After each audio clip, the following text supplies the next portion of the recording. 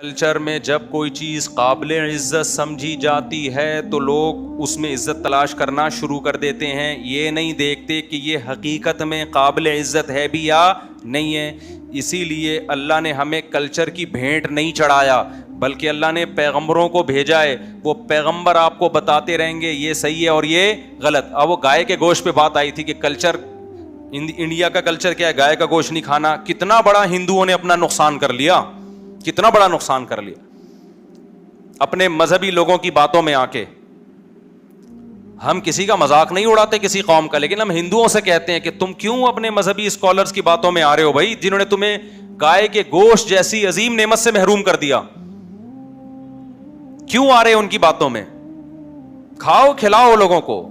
خدا حلال چیزوں کے پہ پابندی سے خوش. اللہ کو کیا ملے گا اس سے کہ, یا بھگوان جس کو تم اللہ کو تم بھگوان کہتے ہو, تو خدا کو کیا ملے گا کہ تم اس کا گوشت نہیں کھاؤ؟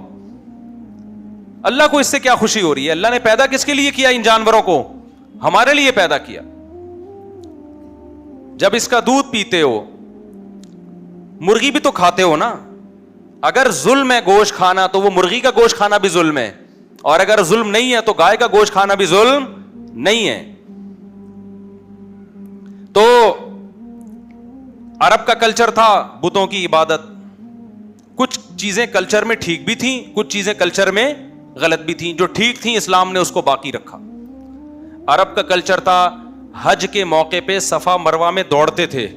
جب اسلام دنیا میں آیا تو بعض صحابہ کے دل میں خیال آیا کہ یہ تو زمانہ جاہلیت کی رسم ہے, ہمیں اس کو چھوڑ دینا چاہیے.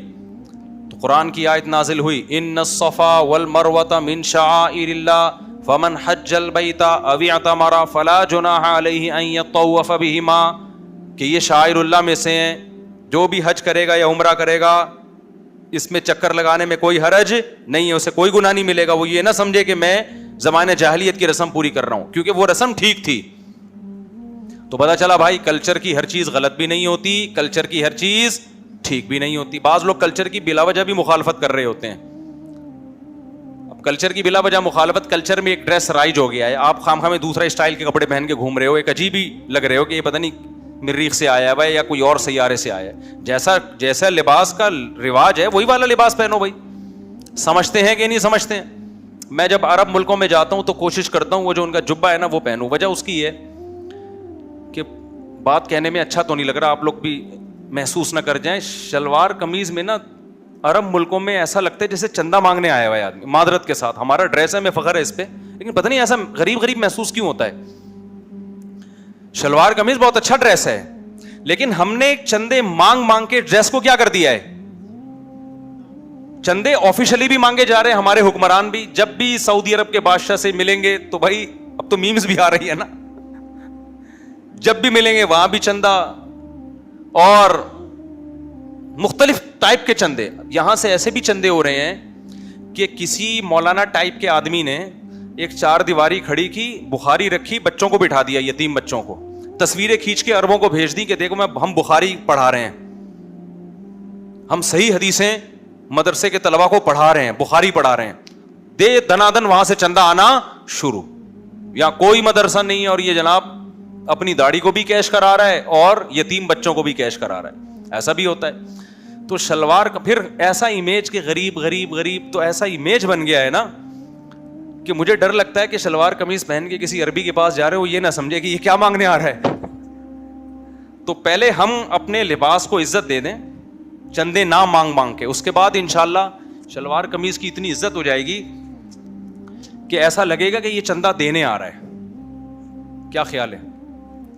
پتہ نہیں وہ کب آئے گا, امام مہدی کے دور میں آئے گا یا کب آئے گا, لیکن بہرحال اللہ کرے.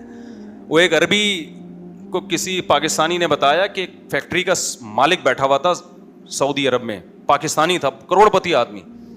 عربی کو زکوٰۃ نکالنی تھی, بندہ نظر نہیں آ رہا تھا. عرب بھی تو آپ کو پتہ ہے بس بڑے لاؤبالی صحیح ہوتے ہیں, بس جو آئے پکڑا دیتے ہیں اس کو, یہ لے بھائی.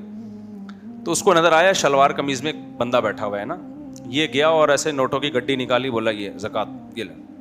اس نے کہا بھائی میری فیکٹری ہے پاکستان میں, میں بہت بڑا آدمی ہوں, مجھے نہیں چاہیے. اس نے کہا غریب آدمی ہے, یہ رکھ لے.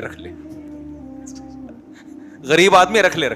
عربی نے سوچا کہ یہ سفید پوش غریب ہے, سفید پوش ہوتے ہیں نا جو مانتے نہیں ہیں کہ میں غریب ہوں. اس نے کہا بھائی میں فیکٹری کا مالک ہوں اللہ کے بندے, مجھے کیوں زکات دے رہا ہے؟ اس نے کہا بھائی غریب غریب. جب زیادہ بحث ہوئی نا تو عربی نے کہا کلو پاکستانی غریب, بس تیرا پاکستانی ہونا کیا ہے کافی ہے, زیادہ ڈیٹیل بتانے کی ضرورت, زکات ادا ہو جائے گی. اللہ سے قیامت, اللہ پوچھے گا نا قیامت میں کیوں دی؟ اے اللہ پاکستانی تھا. اللہ کہے گا جا اگلے پچھلے سارے گناہ میں نے تیرے کیا کر دیے, معاف کر دی. تو یہ امیج ایسا ہوا ہے, سمجھتے ہو؟ یا پھر شلوار قمیص پہ ویسٹ کوٹ پہنی جائے, اس سے تھوڑا سا بھرم آ جاتے ہیں اس سے تھوڑے سے. اچھا خیر, تو کلچر کتنا خطرناک چیز ہے. دیکھو عزت, شلوار کا کلچر وہاں خراب ہو گیا نا ہمارے, شلوار قمیص کا. تو یہ بھی ہماری شاید حرکتیں کچھ اس ٹائپ کی ہوں گی. حالانکہ وہاں پاکستانی بڑے سخی ہیں, حرم میں دسترخوان لگاتے ہیں, مسجد نبوی میں افطاریاں کرواتے ہیں, اور کتنا خرچ کر رہے ہیں آپ کی سوچ سے بھی زیادہ. لیکن امیج جو جا رہا ہے وہ بڑا خطرناک جا رہا ہے. تو اب میں جلدی سے بات کو سمیٹ کے, یہ ٹائم صحیح ہے نا گھڑی کا ہے بھائی, صحیح ٹائم ہے نا یہ؟ تو میں جلدی سے بات کو سمیٹتا ہوں. اب دیکھو ایک کلچر ہے اس دنیا کا جس میں آپ اس کلچر کے لحاظ سے اپنی عزت چاہتے ہو. قرآن بار بار کہتا ہے ایک میدان حشر کا بھی ایک کلچر ہوگا. سورہ واقعہ میں اللہ نے فرمایا نا خافضۃ الرافعہ, جب قیامت قائم ہوگی تو بہت سے عزت داروں کو ذلیل کر دے گی اور بہت سے ذلیل لوگوں کو عزت دے دے گی. بہت سے ذلیل لوگوں کو عزت دے گی. وہ کیا مطلب؟ دنیا میں کلچر کی وجہ سے بہت سے لوگ قابل عزت سمجھے جاتے تھے, حقیقت میں وہ قابل عزت نہیں تھے. قیامت دودھ کا دودھ پانی کا پانی کر دے گی. جو حقیقی عزت والے لوگ ہیں انہی کو عزت کا سبب بنے گی وہ عزت دینے کا. بہت سے لوگ دنیا میں کمتر سمجھے جاتے ہیں, قیامت کیا کرے گی؟ ان کو عزت دے دے گی. دنیا میں عزت نہیں ہے. اس سے پتا چلتا ہے کہ بھائی میں اور آپ کچھ کام اس لیے کر رہے ہوتے ہیں کہ ہمیں اس میں اپنی بے عزتی محسوس ہو رہی ہوتی ہے, حالانکہ اللہ اور اس کے رسول کی نظر میں وہ کام عزت کے ہوتے ہیں. ایک چھوٹا سا واقعہ سناتا ہوں, اس سے بات سمجھ میں آئے گی میں کہنا کیا چاہ رہا ہوں. میں جب کالج میں پڑھتا تھا, ہم ٹرین میں سفر کر رہا تھا میں, فجر کی اذان کا ٹائم ہوا. اب مسئلہ یہ ہے کہ آپ کی ٹرین یا بس اگر آبادی سے گزر رہی ہے جہاں اذانیں ہوتی ہیں, تو فرض نماز پڑھنے کے لیے پھر اذان کہنے کی ضرورت نہیں ہے. صحابی رسول کا قول ہے اذان الحی یکفینا, محلے کی اذان سب کے لیے کیا ہو جاتی ہے؟ کافی. مثال کے طور پر آپ گھر میں اگر فرض نماز پڑھ رہے ہیں تو اذان تھوڑی کہتے ہیں, کیوں بھائی مسجد میں اذان ہو چکی ہے. لیکن اگر آپ کہیں جنگل میں جہاں اذان نہیں ہوئی تو آپ اکیلے بھی نماز پڑھ رہے ہو تو سنت مؤکدہ ہے اذان دینا, وہاں آپ کیا کریں گے؟ فرض نماز کے لیے کیا کریں گے؟ اذان دیں گے. اب ہم چونکہ تھوڑے سے ماڈرن ٹائپ کے تھے اس وقت کالج میں, جیسے لونڈے لپاڑے ٹائپ کے ہوتے ہیں, کراچی کے کالج ہو, ہم ایسے گھر سے نکلتے تھے نا, کالج پہنچتے پہنچتے راستے میں کوئی گولا گنڈا اور وہ خربوزے والے تربوز والا کوئی نہیں چھوڑتے تھے. ہم گنے کا رس پیتے پیتے آدھا ایک گھنٹہ لیٹ پہنچتے تھے کلاس میں. کراچی میں الحمدللہ یہ چیز بری نہیں سمجھی جاتی تھی کہ ایک گھنٹہ لیٹ کیوں آ رہے ہیں, بلکہ ہمیں ایوارڈ اس پہ دیا جا رہا تھا کہ آ رہا ہے بندہ, یہ بڑے بہت ہی زیادہ پڑھے لکھے ہیں کہ پہنچ رہے ہیں کلاس میں, سمجھتے ہو. اور کراچی میں اکثر یہ ہوتا ہے کہ کالج یا اسکولز میں کلاس آف ہونے سے پہلے ہی بچے نکل جاتے ہیں, یعنی آتے بھی لیٹ ہیں اور ابھی تھوڑا ٹائم باقی ہے, نکل لیے الحمدللہ. اب اس سے بھی زیادہ یہ میں بات کر رہا ہوں 89-90 کی, 90s کی بات کر رہا ہوں. اب تو الحمدللہ بہت ترقی ہو گئی ہے. اب تو 2 سال تک طالب علم کو پتہ ہی نہیں ہوتا میرا کالج ہے کدھر. طالب علم کو کہا ٹیچر کو پتہ نہیں ہوتا. سندھ میں تو سندھ میں ٹیچر کو تنخواہ گھر میں مل رہی ہے, پرنسپل کی تنخواہ مل رہی ہے, جبکہ کالج یا اسکول وجود میں ہے ہی نہیں. بلوچستان میں بھی ایسے ہی, کیونکہ مجھ سے لوگ مسئلہ پوچھتے ہیں نا کہ مفتی صاحب میں گورنمنٹ ٹیچر ہوں اور مجھے تنخواہ ملتی ہے تو کیا یہ میرے لیے حلال ہے؟ تو میں کہتا ہوں اس میں حرام والی کون سی بات؟ کہہ رہے میں اسکول جاتا ہی نہیں پڑھانے کے لیے. میں کہتا ہوں بھائی یہ تو حرام ہے, آپ کیوں نہیں جاتے پڑھانے کے لیے؟ کہہ رہے میں کیسے جاؤں, ہے ہی نہیں اسکول, تو کہاں سے جاؤں میں؟ میپ میں ہے, حقیقت میں نہیں ہے.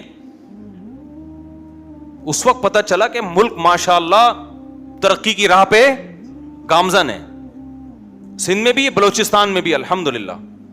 پھر اس نے مجھے تصویر بھیجی کچھ دنوں میں, ایک چھوٹی سی 4 دیواری ہے, گدھے بیٹھے ہوئے اندر 5-6. نے کہا یہ اسکول ہے. اب یہ کیا کرے آدمی, ان کو کیا سمجھائے جا کے؟ حرام پھر بھی ہے وہ تنخواہ, اس لیے کہ جب کوئی چیز ہی نہیں ہے تو تنخواہ کس بات کی لے رہا ہے بھائی, تو ریزائن دے دے. تو خیر کہاں سے کہاں بات چلی جاتی ہے یار. ہم واقعات اتنے ہیں نا, اتنے عجیب عجیب. اب آپ بتاؤ کوئی یونیورسٹی دنیا میں, آپ تو باہر سے آئے ہیں, کوئی دنیا میں ایسی یونیورسٹی دیکھی ہے آپ نے کہ 4 دیواری ہو اور بہت اونچی تعلیم دی جا رہی ہو, اس میں پرنسپل کو بھی تنخواہ مل رہی ہو, اسکول کے ہیڈ ماسٹر کو بھی تنخواہ مل رہی ہو, ٹیچروں کو بھی مل رہی ہو, اور جو فنڈ اسکول کی مینٹیننس پہ وہ بھی لوگ لے رہے ہوں, لیکن اسکول مارکیٹ سے شارٹ ہو. یہ فیسلٹی آپ کو پاکستان کے علاوہ اور خصوصاً بلوچستان اور سندھ الحمدللہ اس میں بہت آگے. میں نے تو ولاگ بنائے سندھ کے, سارے نہیں ہیں, سب اچھے بھی ہیں. اچھا خیر, تو بات کیا چل رہی تھی جلدی سے؟ ہاں, ٹرین میں جا رہا تھا. تو مسئلہ یہ ہے کہ جنگل میں یا جہاں کہیں قریب میں اذان نہ ہو تو وہاں پھر آپ فرض نماز اذان دینے کے بعد پڑھیں. اب ہم کالج کے عادی تھے تو نماز تو گھر میں ماحول تھا شروع کا, لیکن پروفیشنل مولانا ٹائپ کی چیز نہیں تھی ہمارے اندر کہ لوگ نسبت کر کے یہ مولانا ہے, ٹھیک ہے نا, یہ پسند نہیں تھا. نماز تو پڑھتے تھے, گھر کا ماحول تھا ہمارا. ٹی وی نہیں رکھا ہمارے والد صاحب نے گھر میں کبھی بھی, والد صاحب تو تھے بھی تبلیغ جماعت کے. اب کیا ہوا, فجر کا ٹائم ہوا تو اب مجھے مسئلہ کہ یار اذان دینی ہے, مجھے اذان دیتے ہوئے شرم آ رہی ہے یار, یہ لوگ کیا بولیں گے, یہ تو ملا نکلا. ہم تو اس کو پڑھا لکھا سمجھ رہے تھے, یہ کیا نکلا, ملا نکلا. اب مجھے شرم آ رہی ہے. تو میں نے کہا یار آج تو یہاں شرما رہا ہے اذان دیتے ہوئے, آج تو یہاں کیا کر رہا ہے, اذان دیتے ہوئے شرما رہا ہے. کل اللہ تعالی قیامت کے دن جب مؤذن کو اجر دیں گے, اس وقت کہہ دینا اللہ مجھے اذان دیتے ہوئے شرم آتی ہے. ایک اس چیز سے مجھے موٹیویشن ملی کہ یار عزت وہ جو اللہ کی نظر میں ہو. اور اس سے زیادہ مجھے جو موٹیویشن ملی نا, جو کام میرا ضمیر یعنی مجھے ملامت ہو رہی تھی کہ یار یہ لوگ بولیں گے ملا ہے, میں نے کہا اصل میں تو شرم ان کو آنی چاہیے, پوستیوں کو جو پڑے ہوئے سو رہے ہیں فجر میں. رات ان کو خدا نے کھانا کھلایا, گہری نیند کس نے سلائی ان کو, بولو اللہ نے.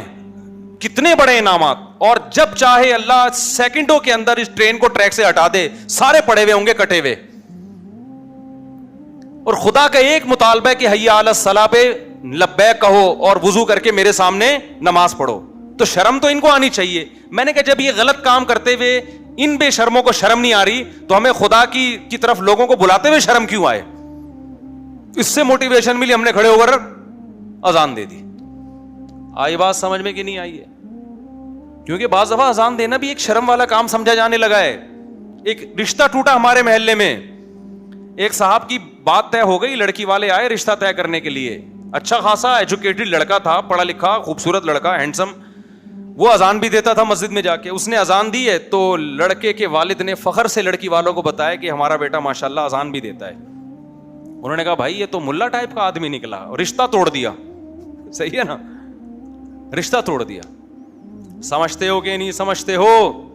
او بھائی عزت اس چیز میں ہے جس میں اللہ کانفیڈنٹلی آپ جب کوئی کام کریں نا تو اس میں شرم کی ضرورت نہیں ہے. شرم کیسی بھائی.